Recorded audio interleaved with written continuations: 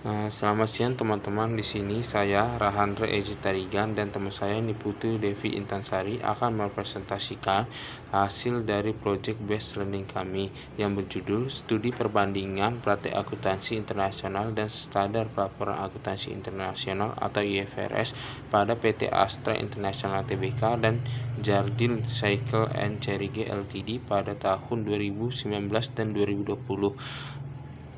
Selanjutnya ada profil PT Astra International Tbk dan Jardine Cycle & Cherryge Ltd.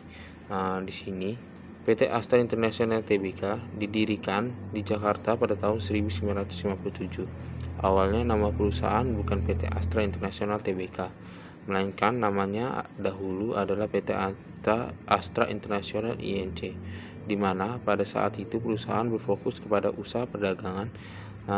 Dan pada tahun 1990 perusahaan mengubah namanya menjadi PT Astra International Tbk.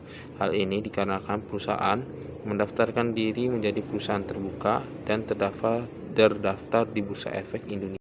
Selanjutnya ada induk perusahaan PT Astra International Tbk, yaitu Jardine Cycle & Cherryge Limited. Perusahaan berpusat di Singapura dan Malaysia, di mana fokus bisnisnya yaitu penjualan mobil dan retail. Untuk komposisi pemegang sahamnya, mayoritas pemegang saham perusahaan yaitu Jardine Matheson sebesar 75%, sedangkan 25% dimiliki oleh masyarakat. Hal ini karena perusahaan sudah terdaftar di Bursa Singapura dan menjadi perusahaan publik. Selanjutnya ada analisis mengenai kinerja Jardine Cycle & Cherryge Limited. Pada laporan laba rugi komprehensif konsolidasian tahun 2019 dan 2020, terjadi penurunan laba yang dialami perusahaan Jardine Cycle & Cherryge Limited. Penurunan tersebut disebabkan pendapatan perusahaan turun sebesar 37% dari 1.975,5 US dollar pada tahun 2019 dan 1.200 dan pada 2020 menjadi 1.245,6 US dollar. Penurunan ini diakibatkan karena daya beli masyarakat mulai menurun akibat pandemi COVID-19 sehingga perusahaan sulit untuk meningkatkan pendapatannya. Pada laporan posisi keuangan Jardine Cycle & Cherryge Limited, bagian total aset mengalami penurunan sebesar 5,4% dari 29.072,4 pada tahun 2019 dan 27.512,2 pada tahun US dollar pada tahun 2020. Penurunan ini diakibatkan adanya penurunan dari nilai aset yang tidak lancar dan aset lancar. Contohnya, pada aset tidak lancar terjadi penurunan bagian aset hak guna perumahan, tanaman, dan peralatan, serta penurunan terjadi pada bagian investasi properti. Pada laporan arus kas, Jardine Cycle & Cherryge Limited mengalami kenaikan sebesar 90% dari 1.843,4 US dollar pada tahun 2019 dan menjadi 3.497,6 US dollar pada tahun 2020. Peningkatan arus kas ini menandakan perusahaan memiliki kesiapan untuk menghadapi kondisi perekonomian yang tidak stabil. Dan arus kas perusahaan mengalami kenaikan karena pada bagian arus kas yang diperoleh dari aktivitas operasi dan investasi mengalami kenaikan. Selanjutnya, pada slide ini saya akan membahas analisis kinerja keuangan PT Astra International Tbk. Pada laporan laba rugi komprehensif konsolidasian pada tahun 2020, perusahaan mengalami penurunan laba bersih sebesar 25%. Pada tahun 2020, laba perusahaan diperoleh sebesar 17.491 miliar rupiah. Sedangkan pada tahun 2019 sebesar 23.279 miliar rupiah. Penurunan ini disebabkan adanya pandemi COVID-19 yang menimbulkan pendapatan perusahaan mengalami penurunan, di mana pendorong utama pendapatan perusahaan yaitu penjualan mobil, sedangkan masyarakat Indonesia mulai mengurangi pembelian mobil karena adanya efek dari pandemi COVID-19. Pada laporan perubahan ekuitas konsolidasian, PT Astra International Tbk pada tahun 2020 mengalami kenaikan sebesar 4,7% dari 186 triliun 763 miliar rupiah pada tahun 2019 menjadi 195 triliun 454 miliar rupiah pada tahun 2020. Peningkatan ini disebabkan adanya penurunan pemberian dividen kepada para pemegang saham sehingga laporan ekuitas perusahaan mengalami kenaikan. Selanjutnya ada laporan arus kas perusahaan PT Astra International Tbk. Untuk pada tahun 2020 arus kasnya mengalami kenaikan yang signifikan sebesar 95% dari 24 triliun 324 miliar rupiah tahun 2019 menjadi 47 triliun 553 miliar pada tahun 2020. Peningkatan ini diakibatkan perusahaan mulai mengurangi aktivitas operasinya sehingga tahun 2019 pengurangan tersebut dilakukan agar menjaga kondisi keuangan perusahaan dan memunculkan efisiensi produksi perusahaan yang lebih efektif. Pada laporan posisi keuangan perusahaan pada tahun 2020, bagian aset perusahaan mengalami penurunan sebesar 4% dari 351 triliun 958 miliar rupiah untuk tahun 2019 menjadi 338 triliun 203 miliar rupiah pada tahun 2020.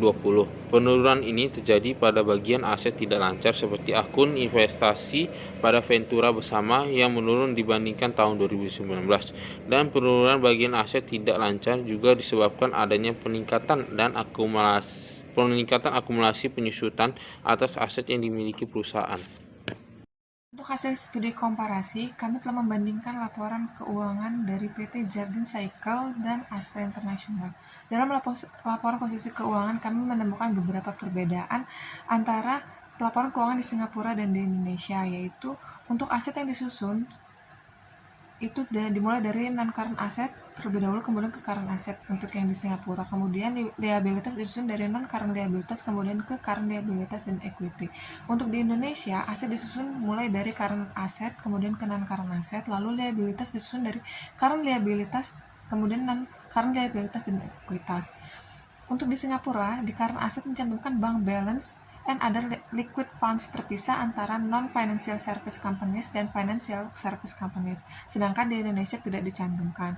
Untuk investment in associate and joint ventures itu digabung untuk di Singapura, kemudian untuk di Indonesia, investment in associates and joint ventures itu dipisahkan. Lalu, untuk trade receivable itu digabungkan di Singapura. Kemudian untuk di Indonesia, trade receivable dipisahkan menjadi related parties and third parties. Kemudian untuk laporan perubahan ekuitas, kami menemukan di Singapura mencantumkan dividends paid by the company and non-controlling interest, sedangkan di Indonesia tidak mencantumkan dividends paid. Lalu di Singapura mencantumkan change in shareholding, sedangkan di Indonesia tidak dicantumkan.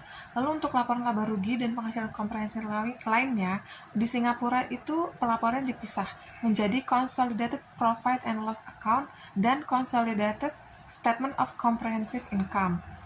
Untuk nama akun beban pokok penjualan sendiri itu dinamakan net operating cost. Lalu earning per share itu dicantumkan pada consolidated profit and loss account. Kemudian di Singapura juga mengelompokkan kembali untuk keuntungan dan kerugian dibagi menjadi gain or loss arising during the years and transfer for profit and loss. Lalu untuk di Indonesia, laporan itu digabung menjadi Consolidated Statement of Profit or Loss and Other Comprehensive. Kemudian, untuk nama akun beban pokok penjualan itu adalah Cost of Revenue, dan earning per share itu terletak di bagian akhir laporan laba rugi dan penghasilan komprehensif. Kemudian, untuk mengelompokkan keuntungan dan kerugian itu dalam laporan laba rugi tidak dibagi lagi. Di Singapura, untuk dividen received dicantumkan pada cash flow from operating, sedangkan di Indonesia dicantumkan pada cash flow from investing aktivitas. Lalu ada perbedaan praktek akuntansi perusahaan antara Indonesia dan Singapura. Yang pertama, di Singapura untuk standar pelaporan dan adopsi IFRS. Itu Singapura adalah negara yang mengadopsi IFRS yang lebih dulu daripada Indonesia. Ini pengadopsian ini berlangsung sejak tahun 2005 dan mulai efektif pada tahun 2011. Setiap perusahaan di Singapura ini wajib menyampaikan laporan tahunan kepada ACRA atau Accounting dan Corporate Regulatory Authority dalam jangka waktu 7 bulan setelah tahun buku berakhir. Kemudian, selain ACRA, setiap perusahaan di Singapura juga wajib menyampaikan laporan pajaknya kepada IRAS atau Inland Revenue Authority of Singapore setiap tanggal 30 November.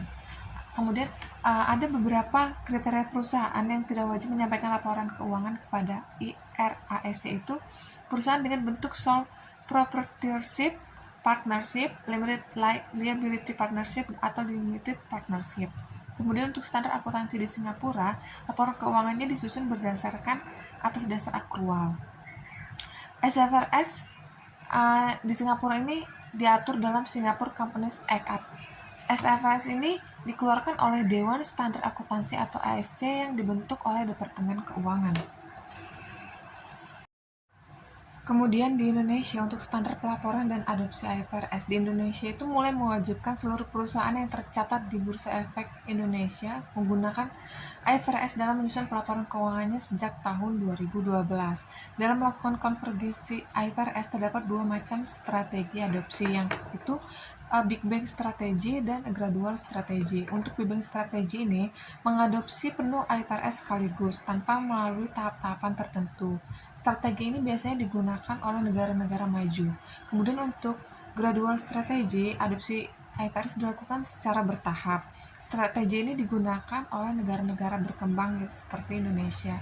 Lalu ada Dewan Standar Akuntansi Keuangan itu membagi tingkat pengadopsian IFRS ke dalam 5 tingkatan, yaitu yang pertama full adopsi, kemudian adopsi, lalu ada piecemeal, kemudian referensi, dan not adopsi all.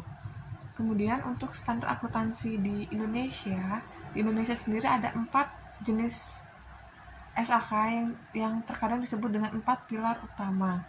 SAK itu yang pertama ada PSAK IFRS, lalu SAK etap, PSAK syariah, dan SAP atau standar akuntansi pemerintah. Kemudian kesimpulan yang dapat kami simpulkan dari penjabaran di atas yaitu penerapan standar akuntansi di beberapa negara itu berbeda-beda. Hal tersebut dapat didasari adanya perbedaan dari kondisi ekonomi, budaya, politik di antar negara. Standar akuntansi IFRS ini diterapkan untuk di berbagai negara dilandasi agar setiap negara memiliki pengukuran akuntansi yang sama. Namun dalam penerapannya, standar IFRS ini banyak negara yang mengadopsi sebagian atau mempertahankan standar akuntansi yang telah dikembangkan di negara tersebut ataupun mengkhususkan penggunaan standar IFRS hanya untuk perusahaan yang sudah go public saja. Untuk penerapan standar IFRS di Indonesia ini masih dalam tahap perkembangan. Namun hal tersebut berbanding terbalik dengan Singapura, di mana negara ini terlebih dahulu menerapkan atau mengadopsi IFRS dibandingkan dengan Indonesia. Penerapan IFRS di Singapura ini sudah diadopsi penuh dengan baik untuk perusahaan yang go public, perusahaan tertutup, dan untuk UMKM.